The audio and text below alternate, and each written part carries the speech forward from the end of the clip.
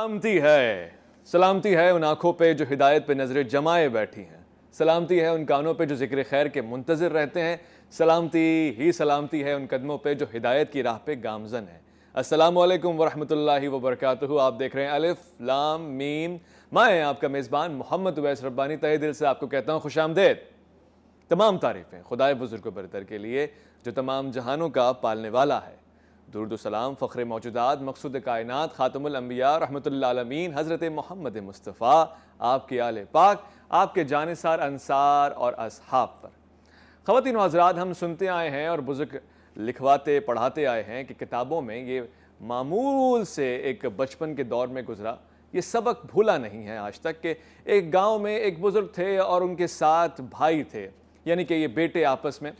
اس بزرگ کے جو بیٹے تھے آپس میں چھوٹی موٹی چہمگوئیاں ہوتی رہتی تھیں، مگر جب انتقال کا وقت آیا تو اس بزرگ نے ایک ایسی نصیحت دی جو رہتی دنیا تک ایک عظیم مثال بن گئی۔ بزرگ نے 2 لکڑیاں منگوائی ہیں اور ہر ایک فرد اپنے ساتھ 2 عدد لکڑیاں لے کر آیا۔ حکم یہ ملا کہ تنہا یکے بعد دیگر دوسرے ایک ایک لکڑی کو توڑیں تو وہ آسانی سے ٹوٹ گئی ہیں۔ اسی طرح پہلے سے لے کر 7ویں نمبر کے تمام بھائیوں نے یہ کوشش کی اور اس میں کامیاب ہوئے۔ بزرگ نے دوسری مرتبہ یہ حکم دیا کہ ان لکڑیوں کو جوڑا جائے اور پھر توڑا جائے، تو اس کے بعد سب نے یکے بعد دیگر کوشش کی اور ناکامی ملی۔ اس وقت یہ مثال پاکستان کے لیے ایک بہترین مثال ہے، اور پھر ہر دور میں اسی مثال کی ضرورت کیوں نہ ہو، کیونکہ یہ پاکستان جن نظریات پہ قائم ہوا ہے وہ اتحاد ہے۔ جس بانی نے اس کا قیام ممکن بنایا ہے اس کے عظیم فرمودات میں سے یونٹی ہے، یعنی اتحاد۔ اور اس کے بعد جس امت نے اس کو قائم کیا ہے، جس کے نظام کو یہاں پہ رائج کیا جائے گا، وہ قرآن حکیم فرقان المجید میں واضح طور سے کہہ رہا ہے وَاعْتَصِمُوا بِحَبْلِ اللَّهِ جَمِيعًا وَلَا تَفَرَّقُوا، یعنی اللہ کی رسی کو مضبوطی سے تھام رکھو اور آپس میں تفرقہ نہ کرو۔ تو پھر کیا چیز ہے جو ہمیں توڑتی ہے؟ وہ ہے سازش۔ جی، وہ سازش ہے جو بیرون ملک یا اندرون ملک میں بیٹھے ہوئے لوگ کرتے ہیں، اور اس کے بعد ہمیں عام جیسے لوگوں کو تمام تر مشکلات کا نشانہ بناتے ہیں۔ ہم لڑتے ہیں، جھگڑتے ہیں، اس سے نقصان پہنچتا ہے ملک کو، فائدہ پہنچتا ہے ملک کے دشمنوں کو، اور اس کے بعد یہ ویڈیوز ہمارے سامنے تواتر کے سامنے آتی ہیں کہ ہم نے یہاں بیٹھ کے سازش کی تھی اور مسلمانوں کی دبتی ہوئی نفس پہ ہاتھ رکھ کے ان کو چھیڑ دیا۔ حالیہ دور میں بھی بہت ساری ایسی ویڈیوز آئی ہیں جس میں خود دشمن ممالک کے فوجی افسران، عسکری قیادت کے لوگ واضح طور سے یہ کہہ رہے ہیں کہ پاکستان میں ایک سازش کے تحت مسلمانوں کو لڑوایا جا رہا ہے، کسی فرقے کو کافر کہہ کے، کسی کو مسلمان کہہ کے، کسی کو غیر ملتحد کہہ کے، کسی کو اکثریت اور اقلیت میں تقسیم کر کے، یا پھر کسی اور نام سے کسی کی ترذیل کر کے، کسی کی تضحیک کر کے۔ یہ ایک سازش ہے اور اس کا سامنا کیسے کیا جائے، اسی سلسلے میں آج کا یہ پروگرام تشکیل دیا گیا ہے، اور میں نے پاکستان بھر کے نامور اور معتدل علماء کو آج کے پروگرام میں دعوت دی ہے تاکہ ان سے جان سکوں کہ اسی امت کی رہنمائی اتحاد کی اس راہ پر کیسے کی جائے۔ خواتین و حضرات، میں خوش آمدید کہنا چاہتا ہوں، ہمارے درمیان موجود ہوں گے بہت ہی معتدل، بہت اچھی گفتگو کرنے والے، اتحاد بین المسلمین کے علمبردار اور سربراہ ہیں جماعت اہل حرم پاکستان کی مفتی گلزار نعیمی صاحب۔ السلام علیکم ورحمۃ اللہ۔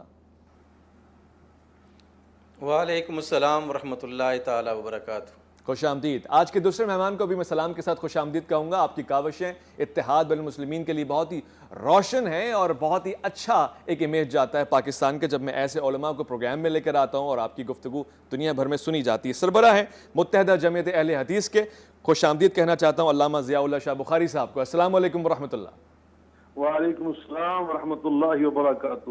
ماشاءاللہ، اللہ کو سلامت رکھے۔ مفتی گلزار نعیمی صاحب، کیسا دیکھ رہے ہیں یہ جو سازش ہے، اس کے پیچھے کس کے ہاتھ ہیں، اور پھر کیا یہ سازش کامیاب ہو جائے گی؟ ہم فرقہ وارانہ جنگ میں پاکستان کو ڈھلتا ہوا دیکھ رہے ہیں جلد ہی؟ اویس ربانی صاحب، سب سے پہلے تو آپ کا بہت شکریہ کہ آج آپ نے اس بہت ہی اہم موضوع پر اظہار خیال کے لیے مجھے دعوت دی ہے۔ میں یہ سمجھتا ہوں کہ اس ملک میں جتنی بھی جو ہے وہ قیادتیں ہیں، ان کو یہ سوچنا چاہیے، مذہبی قیادتوں کو، سیاسی قیادتوں کو، معاشرتی کام کرنے والے لوگوں کو، کہ اس قوم کی نجات اور اس قوم کی جو عظمت ہے اور اس قوم کی جو ترقی ہے وہ صرف اور صرف جو ہے وہ ایک پیج پر قائم رہنے کی وجہ سے ہے، اتحاد و وحدت کے ساتھ ہے۔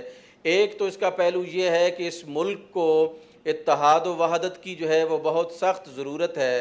اور دوسری بات جو میں آپ کی خدمت میں عرض کرنا چاہوں گا کہ وہ یہ ہے کہ یہ اللہ کا حکم ہے، جیسا کہ آپ نے اپنے انٹرو میں آئے مبارکہ کا جو ہے وہ حوالہ دیا ہے، وَاعْتَصِمُوا بِحَبْلِ اللَّهِ جَمِيعًا وَلَا تَفَرَّقُوا، کہ اللہ کی رسی کو مضبوطی سے تھامو اور تفرقہ جو ہے وہ پیدا نہ کرو۔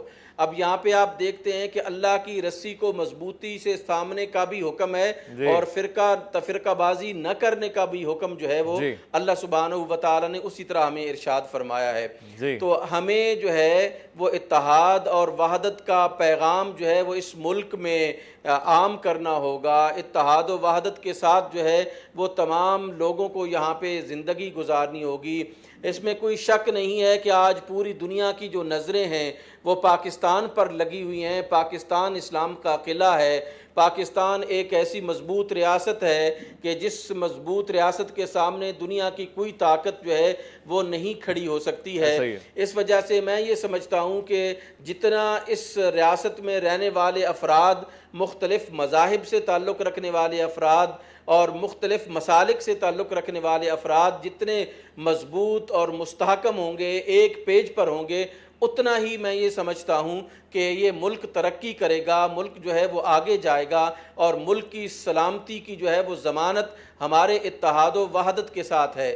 جب تک اتحاد اور وحدت کے ساتھ جو ہے وہ ہم اس ملک کو سنواریں گے نہیں، اس وقت تک دشمن اپنے عزائم میں جو ہے وہ کامیاب ہوں گے۔ ہمیں سوچنا ہے کہ ہم نے انڈیا کی جو ہے وہ راہ کو کامیاب نہیں ہونے دینا، اسرائیل کی موساد کو کامیاب نہیں ہونے دینا، ہم نے جو ہے وہ MI6 کو کامیاب نہیں ہونے دینا، ہم نے CIA کو نہیں کامیاب ہونے دینا۔ ہم نے ان تمام کی سازشوں کا اپنے اتحاد اور وحدت کے ساتھ مقابلہ کرنا ہے تاکہ یہ ملک جو ہے وہ امن و سلامتی کے ساتھ، پیس اور ہارمنی کے ساتھ جو ہے وہ آگے کی طرف جائے اور ترقی کی منازل جو ہے وہ طے کرتا چلا جائے۔ آمین آمین آمین۔ ضیاء اللہ شاہ بخاری صاحب، ہمارے نبی پاک صلی اللہ علیہ وآلہ وسلم نے اس امت کا قیام بڑی مشکلوں کے بعد دیکھا ہے، طائف کے پتھر بھی کھائے ہیں، فاقہ کشی سے بھی گزرے ہیں، بھوک اور ہجرت کے معاملات بھی دیکھے ہیں، قربانیاں بھی دی ہیں، جنگ بھی ہوئی ہیں، غزوات بھی ہوئی ہیں۔ ان تمام مشکلات کے بعد پھر صحابہ کرام کی جماعت رضوان اللہ تعالیٰ اجمعین، اور اس کے بعد امت کا قیام مختلف ممالک میں پھیلتا گیا۔ آج جب اس امت کو ٹوٹتا ہوا دیکھتے ہیں، علماء تو انبیاء کے وارث ہوتے ہیں، تو مذہبی طبقے کا کیا کردار ہونا چاہیے جوڑنے کے لیے؟ بسم اللہ الرحمن الرحیم۔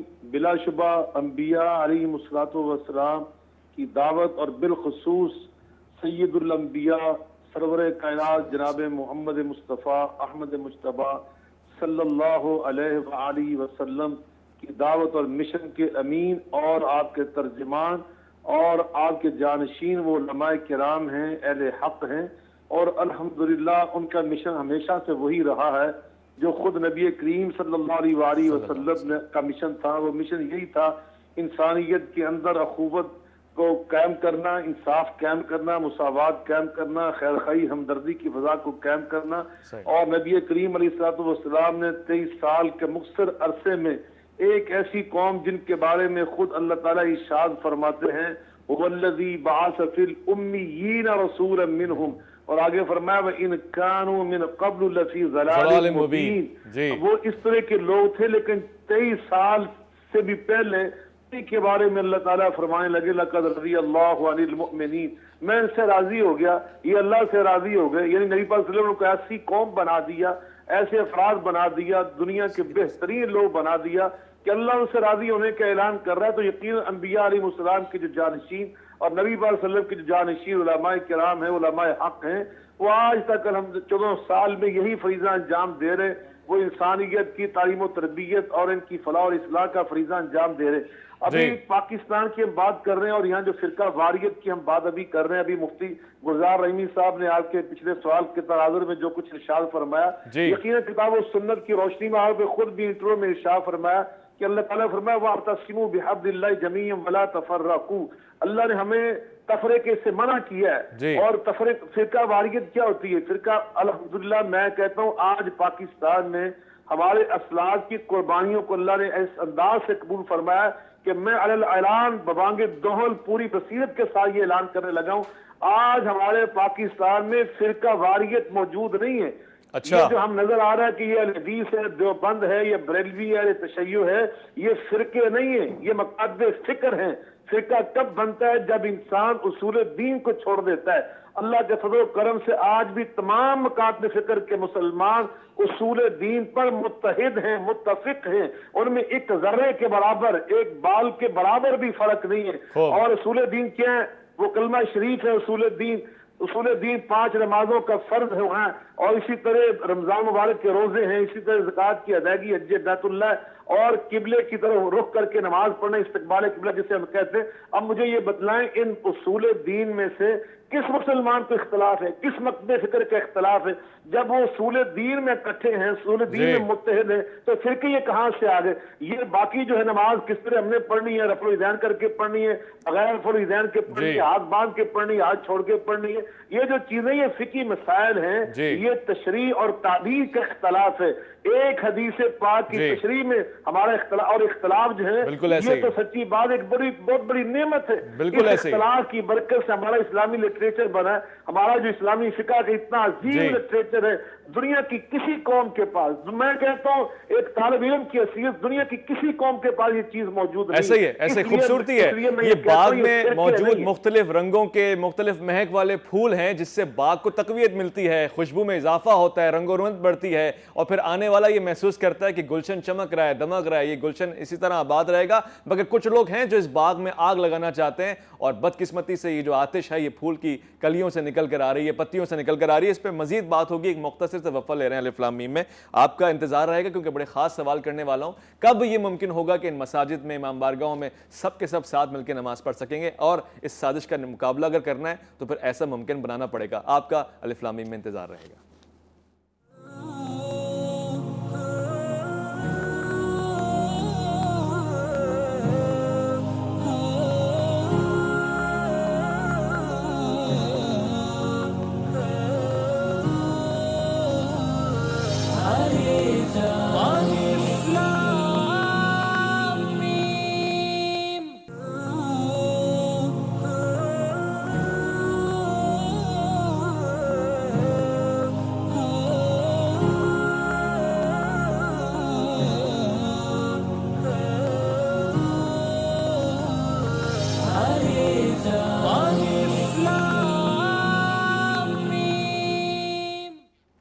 خوش آمدید خواتین و حضرات۔ وقفے میں گفتگو ہو رہی تھی علماء کرام سے بھی، اور اس سے پہلے بھی ہم یہ بات کر رہے تھے کہ اتحاد کا یہ جو پھول ہے یہ بکھرنا نہ پائے کسی بھی انداز سے، اور کوئی بھی مسلک ہو، کوئی بھی طبقہ ہو، اس میں تقویت نہ پہنچے دشمنوں کو اور ان کی سازشوں کو۔ وقفے کے دوران ہمیں جوائن کیا ہے سربراہ ہے امت واحدہ پاکستان کے، اسلام آباد اسٹوڈیو میں تشریف فرما ہے علامہ امین شہیدی صاحب۔ السلام علیکم ورحمۃ اللہ۔ وعلیکم السلام۔ علامہ صاحب، آپ کی طرف بھی یہی سوال رکھتا ہوں۔ میں یہ دیکھ رہا ہوں کہ سازشیں تو ہو رہی ہیں پاکستان کے استحکام کے خلاف، اور یہ کوئی نئی سازش نہیں ہے، ہر انداز سے دشمن نے کوشش کر لی، کبھی ہماری پاک فوج کے خلاف گفتگو کر کے، ہمارے جذبات کو ورغلا کے، کبھی سیاستدانوں کو کسی نہ کسی داغ اور الزام میں، اب مذہبی طبقے کو نشانہ بنایا گیا ہے، اور دیکھا یہ جا رہا ہے، دشمن کا یہ کہنا ہے کہ بہت ہی آسانی سے مذہبی رہنماؤں کو استعمال کر کے ان کو کسی بھی طرح سے لالچ دے کے یا پھر ان کے فالوورز کو آپس میں لڑایا جا سکتا ہے۔ کیا یہ واقعی ہونے لگا ہے؟ اور اگر ہونے لگا ہے تو علماء اس کے دفاع کے لیے کس طرح تیاری کر رہے ہیں؟ اللہ الرحمن الرحیم۔ دیکھیے، ہمیں اپنے دشمن کو پہچاننا چاہیے، پاکستان ہو یا باقی عالم اسلام، دشمن کی نگاہ میں عالم اسلام کھٹکتا ہے۔ جو اقبال نے کہا تھا کہ میں کھٹکتا ہوں قلعہ یزدان کانٹے کی طرح، تو آج کا جو طاغوتی نظام ہے، سرمایہ دارانہ نظام ہے، اس کے سامنے اگر کوئی تحریک، کوئی نظریہ فن بات کرتا ہے تو اسلام کا نظریہ ہے اور اسلامی معاشرہ ہے۔ اسی لیے ان کی سب سے پہلی ترجیح یہ ہے کہ اسلامی معاشرے کو آپس میں لڑایا ہے۔ اسلامی معاشرے کو آپس میں لڑا کر وہ کئی ایک فوائد حاصل ہیں۔ ایک یہ کہ مغرب کی بالادستی وہ قائم رکھتے ہیں، دوسرا یہ کہ اپنا اسلحہ بیچتے ہیں، تیسرا یہ کہ مغرب کے اس کھوکھلے تہذیب اور وہاں کے کلچر جو متبادل کے طور پر اگر کوئی نظریہ اور کوئی طرز زندگی اپنی جگہ بنا سکتی ہے تو وہ ہے اسلام۔ تو اس اعتبار سے وہ اسلام کو روکنے کی اپنے بہترین کوشش ہے۔ تو اس حوالے سے اگر آپ گزشتہ 40 سالوں میں دیکھیں تو دنیا کی ساری جنگیں آپ کے اسی اسلامی خطے کے اندر کھڑی ہوئی ہیں. اگر گزشتہ 40 سالوں کا جائزہ لیں تو دنیا کی سب سے بڑی کیجویلٹیز آپ کے اسی اسلامی دنیا کے اندر ہوئی ہیں. ایران عراق کی جنگ ہو، کویت، سعودیہ اور صدام حسین کی جنگ ہو، ایسا ہی یا اس کے بعد سیریا کی جنگ ہو، یا اس کے بعد لیبیا کی جنگ ہو، یا افغانستان کا مسئلہ ہو، داعش کا عنوان ہو، طالبان کا عنوان ہو، یہ سارے کا سارا معاملہ اور ساری کی ساری جنگیں مسلمان خطوں کے اندر اس کا فائدہ کس کو ہوا اور اس کا نقصان کس کو ہوا. بنیادی طور پر اگر آپ دیکھیں تو اس کا فائدہ مغرب نے اٹھایا اور نقصان عالم اسلام نے اٹھایا. جی ہمارے مسلمان تیل مسلمانوں کا مغرب میں گیا، لیکن مغرب سے جو آیا وہ بارود تھا، مغرب سے جو آیا وہ اسلحہ تھا، مغرب سے جو آیا وہ تباہی کا پیغام تھا. اس پرامن خطے کو انہوں نے بارود کے ڈھیر پہ لے جا کے کھڑا کر دیا. جی اب اس تیسری دنیا کے جتنے بھی ممالک ہیں، ان ممالک میں جہاں پر بھی کوئی ملک اپنے تہذیبی رویوں کے حوالے سے اور اپنی اسٹرکچر اور باڈی کے حوالے سے مضبوط ہو، وہ مضبوط ملک مغربی دنیا کو ایک ہاتھ نہیں پاتا. وہ وہاں پر ضرور کوشش کرتے ہیں کہ کسی طرح سے اس مضبوط نظام کو کمزور کر دیا جائے. پاکستان ایٹمی ملک ہے، ایٹمی ملک ہونے کے ساتھ ساتھ 22 کروڑ عوام کا ملک. اس 22 کروڑ عوام کے اندر جو اسلامی اسلامائزیشن کے حوالے سے، دینی حوالے سے پوٹینشیل ہے، وہ دنیا کے باقی ممالک میں آپ کو اس طرح سے نظر نہیں آتا جس طرح سے پاکستان کے اندر. ایسا ہی ہے. پاکستانی مسلمان وہ ہیں جو کسی بھی دینی معاملے میں کٹ مرنے کو تیار ہو جاتے ہیں. ایسا ہی ہے. ان کی دین سے دلچسپی، دین سے لگاؤ زیادہ ہے. ایسی صورتحال میں پاکستان ان کے لیے ایٹم بم جتنا ہی خطرناک ہے، لیکن اگر ایٹم بم بھی پاکستان میں ہو تو پھر جو ہے یہ خطرہ دگنا ہو جائے. اس لیے وہ فوج کے بھی خلاف ہیں مغربی ممالک، اور پاکستان کے ایٹمی اثاثے کے بھی خلاف ہیں، اور پاکستان کے اندر جو اسلامائزیشن کا ایک شوق اور طلب اور تڑپ ہے اس کے بھی وہ مخالف ہیں. اب اس صورتحال کو مینج کرنے کے لیے وہ کیا کر سکتے ہیں؟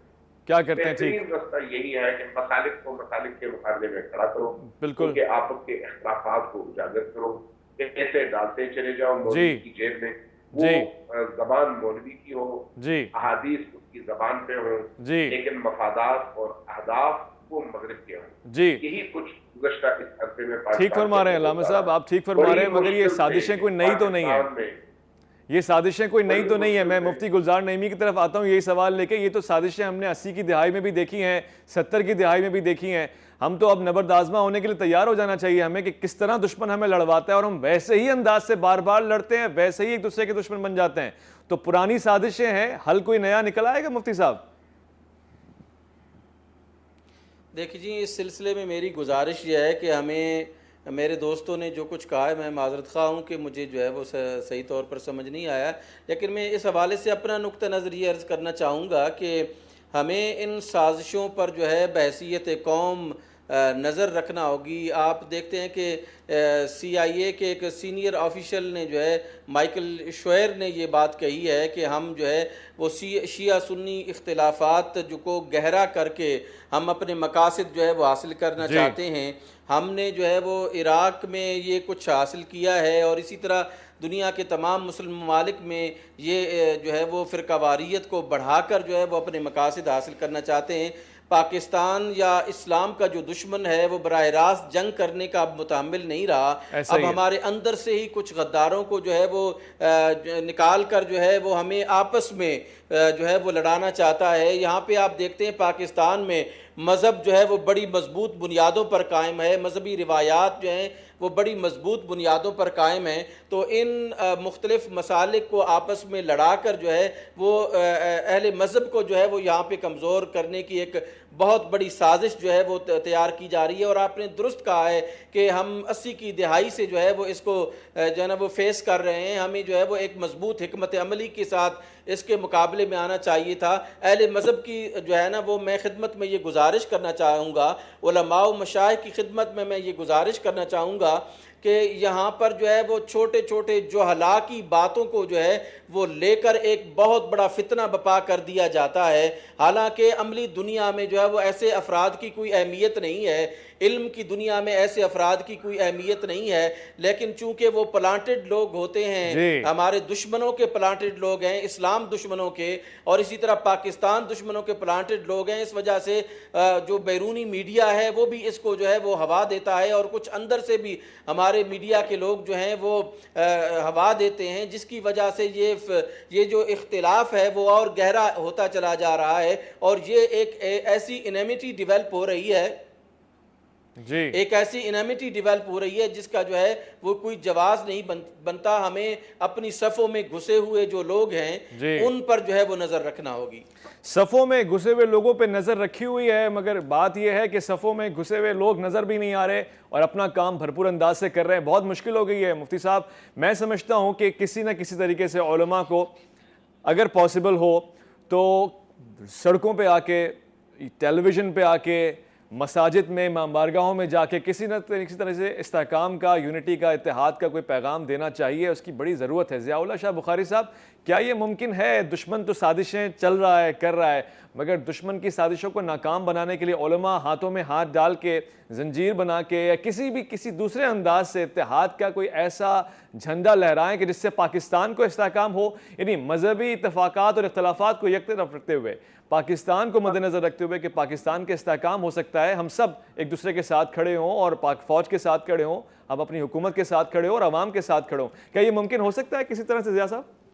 اللہ کے فضل و کرم سے ممکن ہے، اور ہم نے یہ اللہ کی توفیق سے ممکن کر کے دکھایا۔ ابھی پرسوں ہم نے ایوان صدر میں تمام مکاتب فکر کے علماء کو صدر ذی وقار اسلامی جمہوریہ پاکستان ڈاکٹر عارف الرحمان الوی صاحب کی موجودگی میں، ان کی صدارت میں، اور جناب ہمارے وفاقی وزیر جناب صاحبزادہ ڈاکٹر پیر نور الحق قادری صاحب وہ تشریف فرما تھے۔ تمام مکاتب فکر کے علماء نے وہاں پہ اکٹھے ہو کر اسی پیغام کو نشر کیا ہے۔ ہم نے وہاں سے ایک اعلان اسلام آباد کے حوالے سے پوری امت کو محبت کا، اتحاد کا سبق دیا ہے۔ تمام مکاتب فکر کی قیادت وہاں پہ موجود تھی۔ اسی طرح ہم نے پچھلے 2 ماہ الحمدللہ مسلسل ملک بھر میں ہر ضلعی ہیڈ کوارٹر پہ پہنچ کر، ہم نے صوبائی ہیڈ کوارٹر میں جا کر الحمدللہ یہ پیغام عام کر دیا ہے۔ ہر ایک نے اپنی اپنی وسعت کے مطابق بڑی بڑی الحمدللہ اتحاد امت سیمینارز، کانفرنس اور اسی طرح اجتماعات کا انعقاد کر کے یہ پیغام دے دیا ہے اور یہ واضح کر دیا۔ ہم نے تو اس سے بھی پہلے ابھی علامہ امین شہیدی صاحب تشریف فرمایا، علامہ گلزار نعیمی صاحب تشریف فرمایا، یہ بھی ہمارے ساتھ شامل تھے جب ہم نے ایوان صدر میں ہی بیٹھ کر پیغام پاکستان پر 2200 علماء کرام نے کثرت کر کے پیغام عام کیا تھا، اور یہ ہم نے واضح پیغام دے دیا تھا کہ تمام مکاتب فکر کے مسلمان الحمدللہ کلمہ گو ہیں، مسلمان ہیں، قابل احترام ہیں، اور پاکستان میں الحمدللہ تمام مکاتب فکر کو اپنی مذہبی آزادی موجود ہے، بلکہ غیر مسلموں کے لیے الحمدللہ یہاں پہ مذہبی آزادی اور رواداری موجود ہے۔ تو میں یہ سمجھتا ہوں یہ پیغام ہم نے الحمدللہ عام کر دیا ہے۔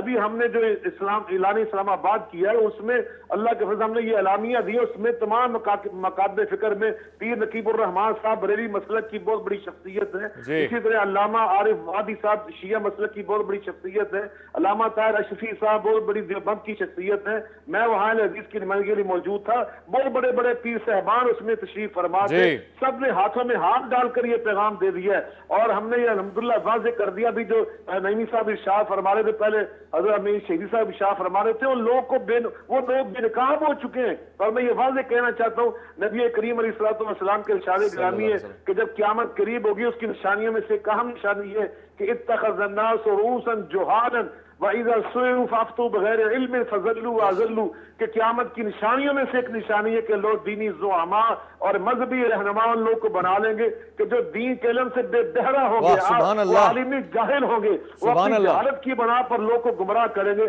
میں یہ سمجھتا ہوں اس وقت جو ہمارے پیغام پاکستان سے انحراف کرنے والے لوگ ہیں کہ جس میں یہ واضح طور پہ درج ہے کہ اہل بیت اطہار، امہات المؤمنین، صحابہ کرام، دیگر ہماری جو مقدس شخصیات ہیں، شاعر اسلام ہیں، ہمارے مقدسات ہیں، تمام مقابل فکر کے ان کا احترام کرنا ہر ایک کے اوپر لازم ہے۔ اب مجھے یہ بتلائیں، اردو میں لکھا ہوا ہے، انگلش میں لکھا ہوا ہے، جس آدمی کو یہ پڑھنا نہیں آتا، اس کی پاسداری نہیں کرنا آتی، اب مجھے یہ بتلائیں ہم اس سے کیا توقع کر سکتے ہیں؟ وہ کتاب اللہ کی ترجمانی کرے گا، وہ حدیث رسول اللہ صلی اللہ علیہ وسلم کی تشریح کرے گا، ہر وہ اس قابل نہیں ہے۔ وہ سوائے جس سے ابھی علامہ شہیدی صاحب بھی فرما رہے تھے اور رحیمی صاحب فرما رہے تھے کہ یہ وہ لوگ ہیں کہ جو میں انہی کے مطلب کی کہہ رہا ہوں، زبان میری یہ بات ان کی، میں انہی کی محض سجا رہا ہوں، چراغ میرا رات ان کی، یہ دوسروں کے کام کر رہے ہیں پاکستان میں بیٹھ کر، لیکن ہم یہ نہیں کرنے دیں گے، ہم یہ نہیں ہونے دیں گے انشاءاللہ الرحمن۔ ہم نے یہ فیصلہ کر لیا ہے، پاکستان ہمارا ملک ہے، ہمارا گھر ہے، ہمارا دیش ہے۔ یہ 22 کروڑ عوام اپنے سلامتی اداروں کے ساتھ، اپنی فوج کے ساتھ پشتی ایمان بن کے کھڑے ہیں، ان کے حوالے بن کے کھڑے ہیں، ان کے کندھے سے کندھا ملا کے کھڑے ہیں۔ کوئی ماں کا لال پاکستان کے خلاف میری سازش نہیں کر سکے گا انشاءاللہ، میری نگاہ سے نہیں دیکھ سکے گا، ہم ان کی سازش کو انشاءاللہ پابند خاک کر کے توڑیں۔ انشاءاللہ آپ جیسے علماء کرام سلامت رہیں، پروردگار کی امان میں رہیں۔ 72 سال بعد اگر ہم نے یہ فیصلہ کیا ہے تو دیر آئے درست آئے، کیا تو ہے، اتحاد کا ایک پیغام تو جائے گا۔ میں بہت خوش ہوں اس چہرے کو دیکھ کے، اور میں یقین کے ساتھ کہہ سکتا ہوں وہ لوگ جو الف لام میم کو تواتر اور تسلسل کے ساتھ دیکھتے ہیں، اس علماء کی اس گفتگو کو، اس گلدستے کو دیکھ کر سن کے پاکستان پہ اعتماد کا اظہار مزید کر رہے ہوں گے، اللہ تعالیٰ کا شکر ادا کر رہے ہوں گے کہ جہاں ہم ایسے لوگوں کو دیکھتے ہیں جو انتشار پھیلاتے ہیں، وہیں پہ انہی جماعتوں میں، انہی مکاتب میں، انہی فرقوں میں یا پھر انہی فقہ میں موجود ایسے علماء ضرور ہیں جو اتحاد کی بات کر رہے ہیں، جو بتا رہے ہیں کہ ایک ہے پاکستان، ایک ہے امت، اور ہم سب اپنے آپسی اختلافات کو بھلا سکتے ہیں۔ مگر ساتھ ہی میرا شکوہ بھی ہے انہی لوگوں کی زبان بنتے ہوئے کہ سرکاری دفاتر میں تو ہم ایک ہو جاتے ہیں، ہاتھوں کی زنجیریں بن جاتی ہیں، مگر سڑکوں پہ آ کے یہی ہاتھ گربان پہ کیوں پہنچ جاتے ہیں؟ پھر اتنی بازاری زبان کیوں استعمال ہوتی ہے؟ مگر ایک مختصر وقفہ الف لام میم میں آپ کا انتظار رہے گا۔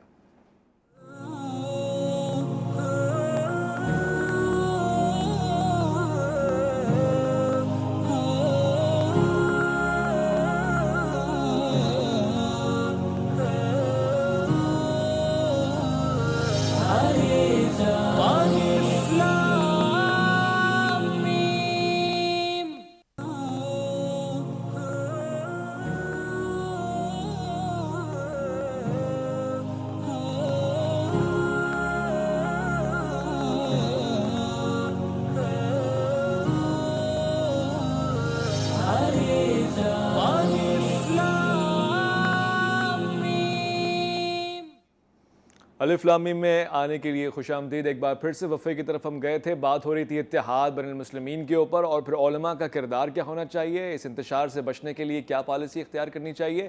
مفتی گلزار نعیمی کی طرف آتا ہوں اور یہ سوال خاص بطور خاص آپ کی طرف رکھ رہا ہوں۔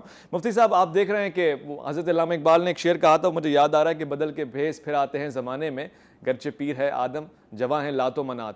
تو دونوں طرف کا مقابلہ اب سخت ہونا چاہیے نا۔ یہ جو انتشار پھیلانے والے لوگ ہیں یہ کھل کے سامنے آ گئے ہیں، سڑکوں پہ سامنے آ گئے ہیں، سوشل میڈیا کا استعمال کیا جا رہا ہے، بھرپور انداز سے کیا جا رہا ہے۔ تو پھر جو اتحاد کے علمبردار ہیں، جو خوبصورت چہرہ ہے دین کا، جو ملک پاکستان کو استحکام بخشنے والے لوگ ہیں، جو دراصل راہ حق کے مسافر ہیں، وہ کھل کے کیوں نہیں آ رہے میدان میں؟ وہ کیوں نہیں صف اول میں جا کے ان کا مقابلہ کر رہے، اور وہ کیوں نہیں اس طرح کی کاوشیں کر رہے کہ عام عوام تک ان کا پیغام جائے اور پھر اتحاد کی فضا قائم ہو؟ مفتی گلزار نعیمی صاحب۔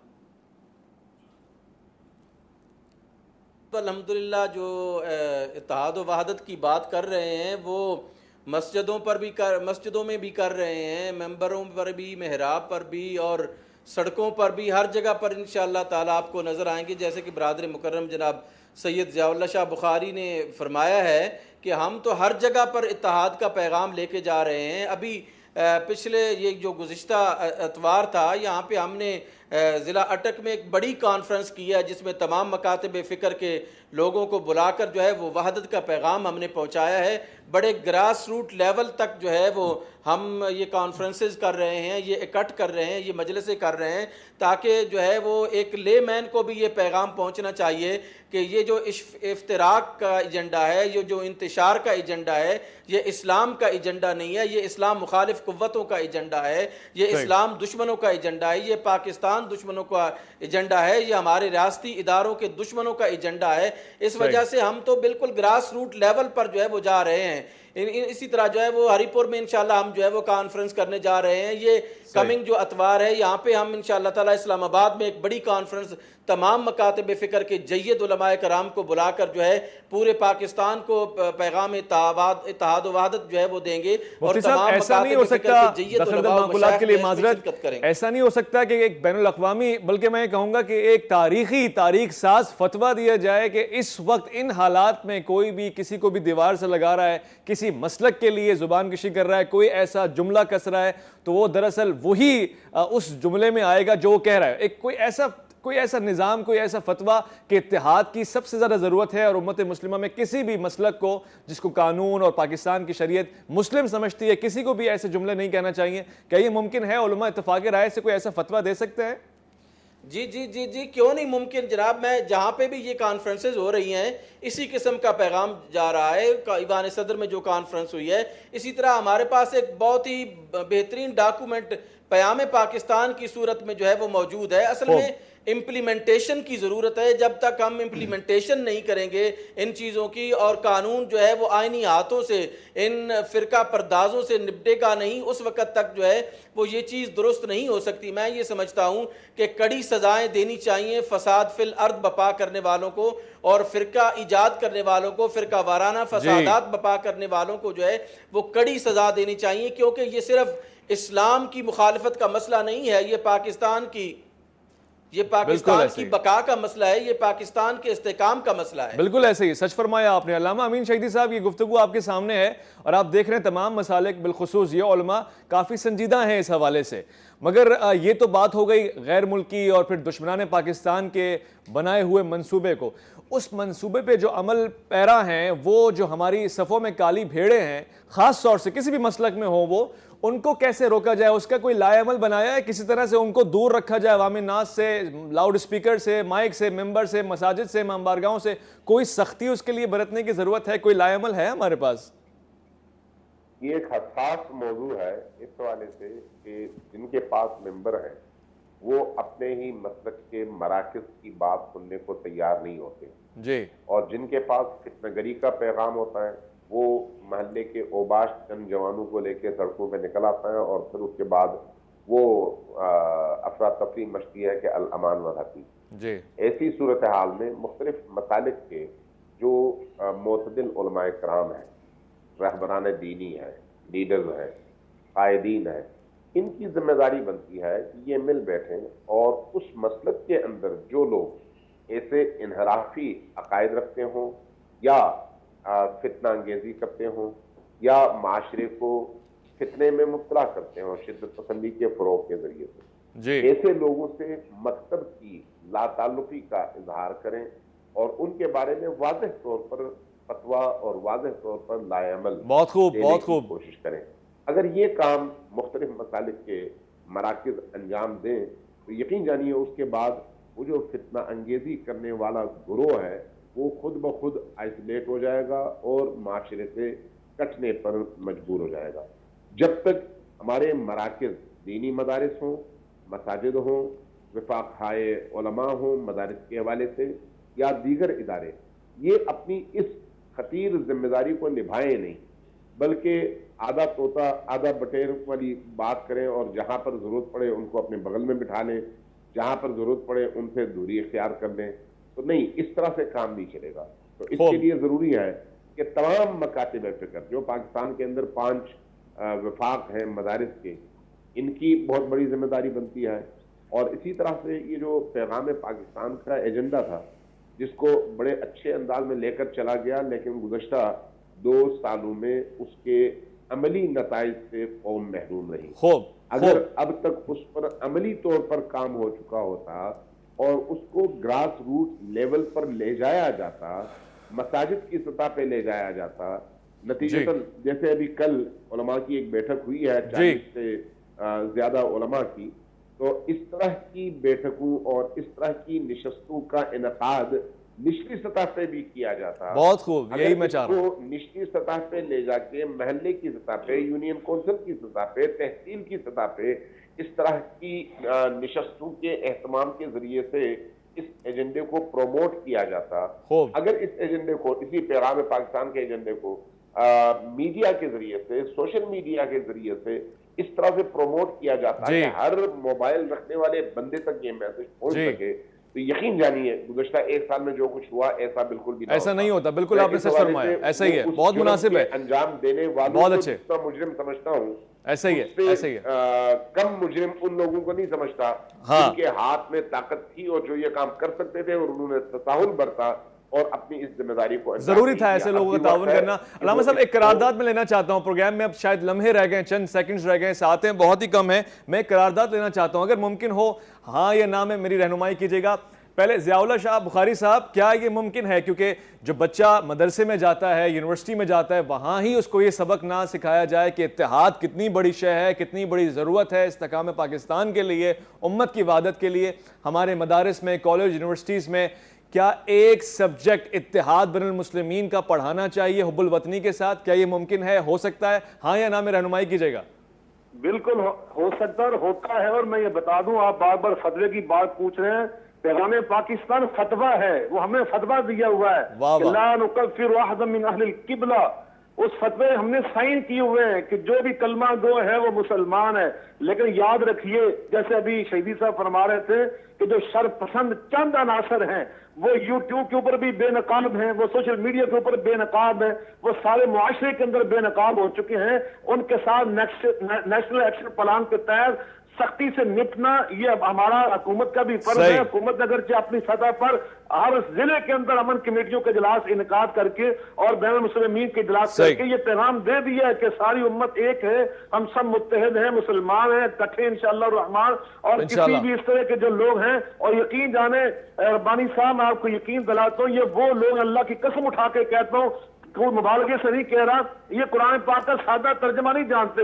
اصول تفسیر، اسباب النزول اور علم تفسیر جانا تو درکنار، یہ قرآن پاک کا سادہ اردو ترجمہ نہیں کر سکتے، حدیث پاک ایک ہی عبارت نہیں پڑھ سکتے. اور یہ بنے ہوئے ہمارے، جس طرح میں کہتا ہوں اتائی ڈاکٹروں کے خلاف، اتائی حکیموں کے خلاف جو ہماری حکومت ایکشن لیتی ہے، یہ اتائی جو ملا ہیں اور یہ اتائی جو ذاکر ہیں نام نہاد، یہ بالکل ان کے خلاف ایکشن لینا چاہیے. بالکل سچ فرمایا آپ نے، منبر و محراب سے بالکل الگ کرنا چاہیے. سچ فرمایا. بالکل.